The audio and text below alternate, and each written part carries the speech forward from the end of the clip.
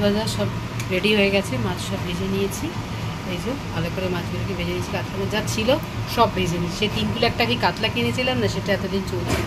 আজকে যে কটা ছিল সব করে ফেলবো, ভেজে ফেলেছি এই যে মাছগুলো। এবার মাছটা বানাবো। কড়াই তেল গরম হয়ে গেছে, পেঁয়াজগুলো দিয়ে দিই।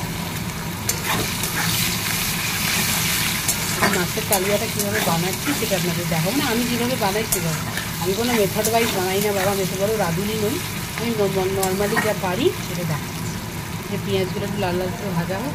আর এখানে আমি টমেটো, কাঁচা লঙ্কা, রসুন আর একটা পেঁয়াজ পেস্ট করে নেব।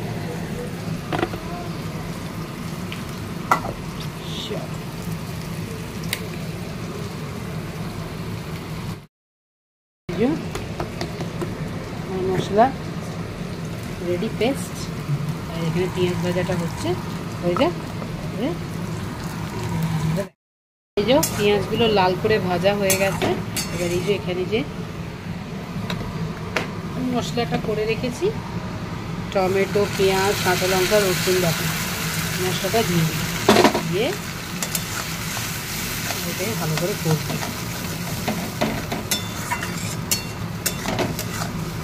কি দারুণ একটা অ্যারোমা বেরিয়েছে, সুন্দর গন্ধ।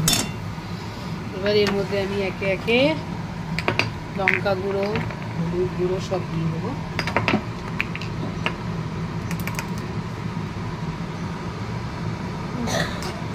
চামচ মতো হলুদ গুঁড়ো দিয়ে দিলাম।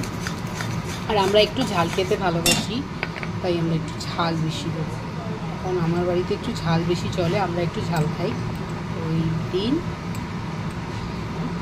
4-5টা কাঁচা লঙ্কা বেটে নিয়েছিলাম।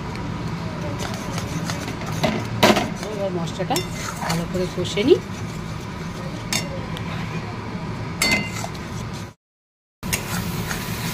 মশলাটা ভালো করে কষা হচ্ছে।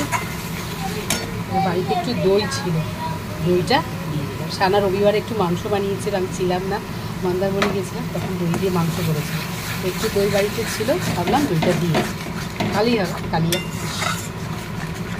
যেমন আমি আমার মতো করে করছি, আমি ওই অত বললাম না, অত মেথড ওয়াইজ করি না, যেটা ভালো লাগছে দিতে রাখছি, যা হবে টেস্ট হবে। ভালো করে কষে নিই। সব মশলা দেওয়া হয়ে গেছে, দিয়ে কষছি। একটা মশলা বাকি, সেটা দিয়ে দিই। আমি সব জিনিসই দিই, সেটা একটু চিনিটা একটা মশলা দিলে তরকারিটা ব্যালেন্স হয়, একটা ভালো টেস্ট আসে।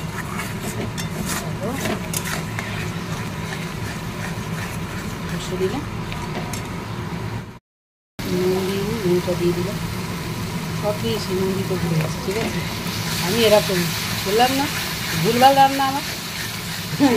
যাই হোক, নুনটা দিয়ে দিলাম। দেখছি যা মোটামুটি তেল ছেড়ে দিয়েছে, নুনটা দিয়েছি, একটু কষে নিই, তারপরে জল দিয়ে দেবো।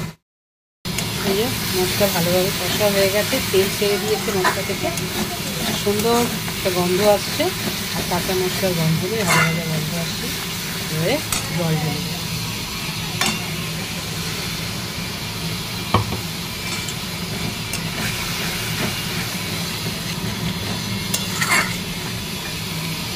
জল দিয়ে দিই, মাছগুলো তো আবার সেদ্ধ হবে।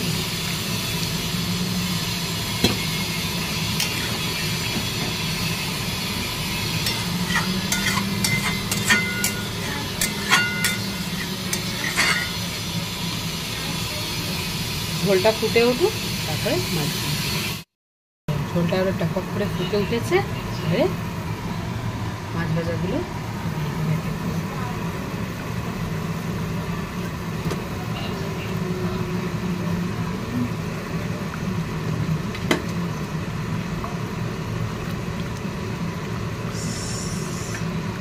এই যে। আমি ভীষণ লেজা খেতে ভালোবাসি, এরকম একটু লেজাটা একটু বড় কাটি। এটা মাছ ছিল আজকে করি, 3 কিলো কাতলা মাছটা আজকে শেষ হলো, 2 দিন ধরে খাবো।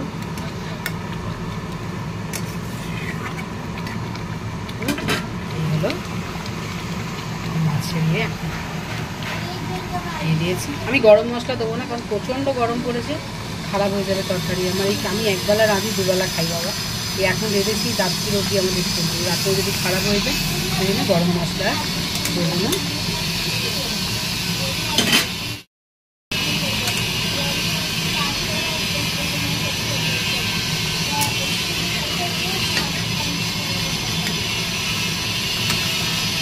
সেদ্ধ হোক, একটু চাপা দিয়ে দিচ্ছি।